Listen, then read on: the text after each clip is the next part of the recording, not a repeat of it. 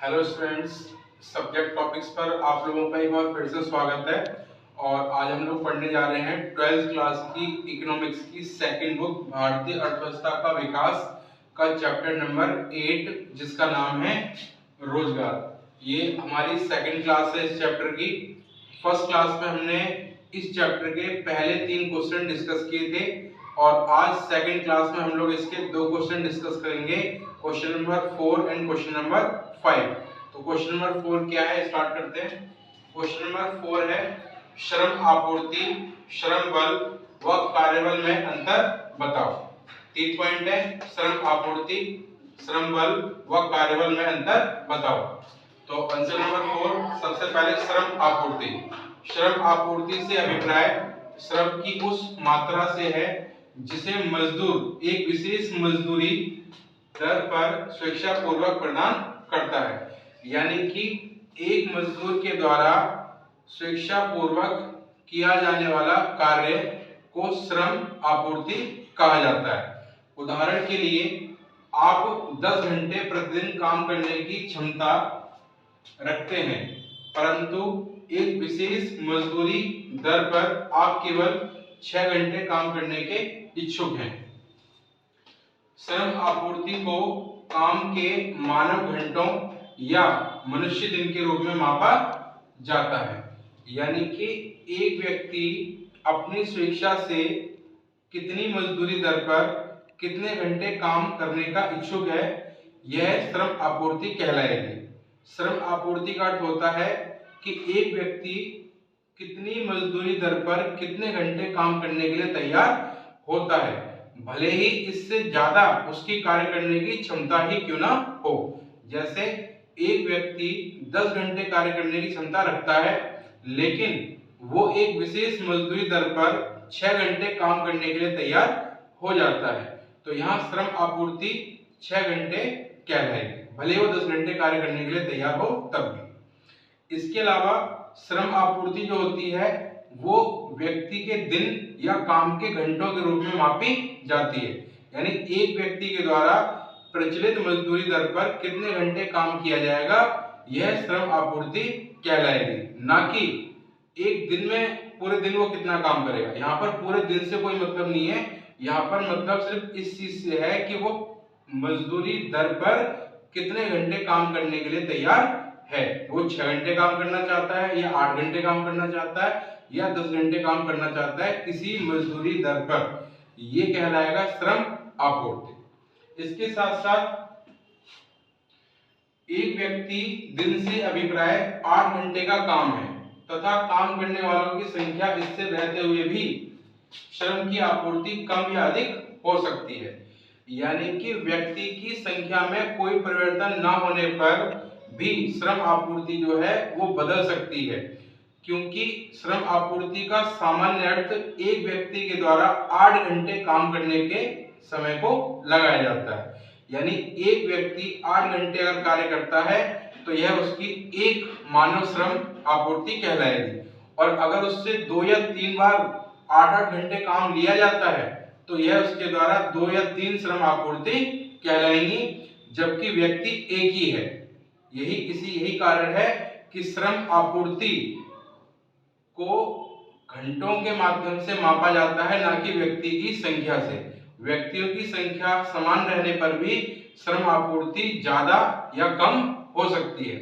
उदाहरण के लिए, एक कंपनी में 10 लोग कार्यरत हैं, 10 लोगों के द्वारा 1 महीने तक कार्य किया गया, तो इसका यह अर्थ नहीं है कि उन 10 व्यक्तियों के द्वारा 30 दिन तक काम किया गया तो वो 10 कार्य है।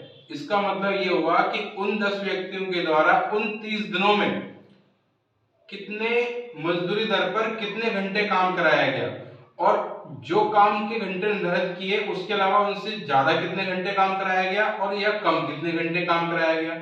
उसी हिसाब से उनके श्रम आपूर्ति की गणना की जाती है, जिसको हम बोलते हैं 2 शिफ्ट या 3 शिफ्ट। तो सामान्य भाषा में श्रम आपूर्ति का अर्थ होता है कि एक दी गई मजदूरी दर पर एक श्रमिक या मजदूर अपनी स्वेच्छा से कितने घंटे काम करने के लिए राजी है, वह श्रम आपूर्ति कहलाएगी। श्रम आपूर्ति की माप सामान्यतः 8 घंटे से आगे जाती है, यानी 8 घंटे बराबर एक श्रम आपूर्ति। इसके अलावा श्रम आपूर्ति की संख्या में परिवर्तन संभव है, जबकि श्रमिकों की संख्या में कोई परिवर्तन ना हो तब भी। तो ये था हमारा क्वेश्चन नंबर फर्स्ट का पहला पार्ट, श्रम आपूर्ति, यानी क्वेश्चन नंबर 4 का पहला पार्ट श्रम आपूर्ति। सेकंड पॉइंट है इसमें श्रम बल, श्रमिकों की वह संख्या जो वास्तव में कार्य कर रहे हैं या काम करने के इच्छुक हैं, इसका मजदूरी दर से कोई संबंध नहीं है।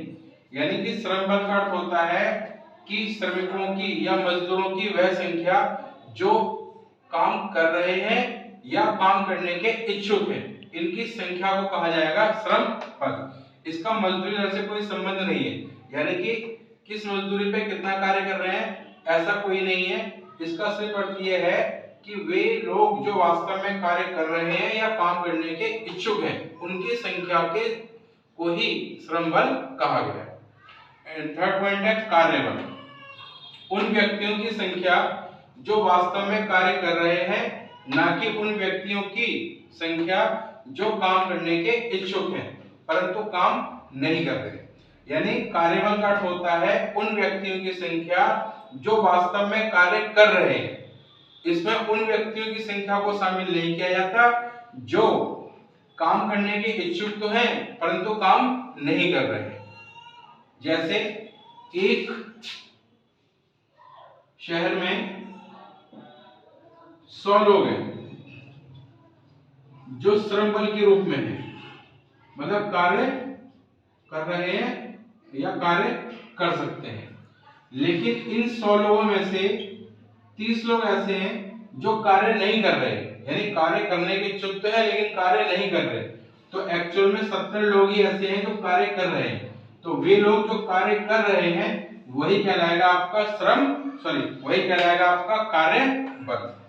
यानी कार्यबल बराबर श्रम बल माइनस जो काम करने के इच्छुक है परंतु कार्य नहीं कर रहे, इनकी संख्या को बोलते हैं कार्य बल। तो ये था हमारा क्वेश्चन नंबर 4, श्रम आपूर्ति, श्रम बल व कार्यबल में अंतर। एंड क्वेश्चन नंबर 5 है हमारा कि सहभागिता दर का क्या अर्थ है। सहभागिता दर का क्या अर्थ है? इसका आंसर होगा आंसर नंबर 5, सहभागिता दर जनसंख्या का वह प्रतिशत जो उत्पादन की प्रक्रिया या देश में मूल्यवर्धन की प्रक्रिया में प्रत्यक्ष रूप से लगा हुआ है, यह श्रमिक जनसंख्या अनुपात है। यानी कि सहभागिता दर का अर्थ हो गया कि जनसंख्या का वह हिस्सा जो उत्पादन के कार्यों में लगा हुआ है या जो देश के मूल्यवर्धन यानी देश के सकल घरेलू उत्पादन की प्रक्रिया में लगा हुआ है, उनकी संख्या के प्रतिशत को सहभागिता दर कहा जाता है। एक बार फिर से, जनसंख्या का वह प्रतिशत या वह भाग जो उत्पादन के काम में लगा हुआ है, यानी किसी न किसी कार्य को कर रहा है, या देश में मूल्यवर्धन की प्रक्रिया यानी कि देश में उत्पादन को बढ़ाने की प्रक्रिया में प्रत्यक्ष रूप से लगा हुआ है, डायरेक्टली लगा हुआ है, यह सहभागिता दर कहलाएगी।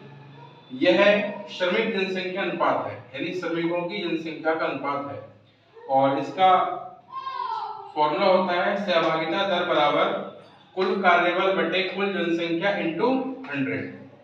सहभागिता दर बराबर कुल कार्यबल यानी जो कार्य कर रहे हैं बटे कुल जनसंख्या जो कुल जनसंख्या इंटू 100। तो इसके अनुपात को ही कहा जाता है सहभागिता दर। तो ये थे हमारे क्वेश्चन नंबर 4 एंड 5 का डिस्कशन। आशा करता हूँ आप लोगों को समझ में आया होगा, और आप लोग लगातार इस वीडियो को वॉच करें 2 से 3 बार, ताकि आप और अच्छी तरीके से इसको समझ जाएं, और आप लास्ट में इसको आंसर राइटिंग लिख करके जरूर देख लें, ताकि आपको ये क्लियर हो जाए कि आप इसका आंसर सही तरीके से लिख पा रहे हो या नहीं। और अगर किसी प्रकार का कोई डाउट है तो आप लोग मुझे कमेंट करके पूछ सकते हैं। अगर मेरी वीडियो अच्छी लगी हो तो मेरे चैनल को आप लोग सब्सक्राइब करें और वीडियो को लाइक करें, और ज्यादा से ज्यादा विद्यार्थियों को शेयर करें, ताकि वो लोग भी अच्छे तरीके से इकोनॉमिक्स की तैयारी करके अच्छे मार्क्स लेके आ सके। Thank you guys.